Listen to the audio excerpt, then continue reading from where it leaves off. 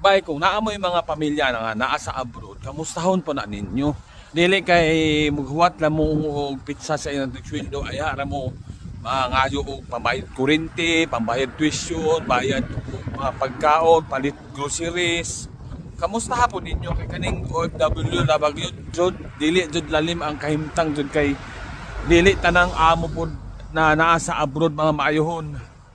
Daghan kay mga maamo nga abusado mo ng bisan pa og magsige na sa nag-upload sa Facebook kung nga kuan personalon gyapon nyo kamusta sa message nga kamusta man ka na kamusta man ka anak te kamusta ka kuya ana para maulian pod ang iyang mga kuan ba kanang kamingaw homesick ana na ma-share pod niya ang kanang iyang experience da abroad nga inani ko amo ana mautog batasan lahi ra man gud pod og makomfort pod ka sa imong mga pamilya kay murag maulian ka ba.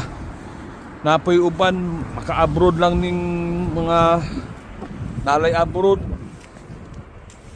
Magginara na din sa Pilipinas, magpiling dato na pudayon.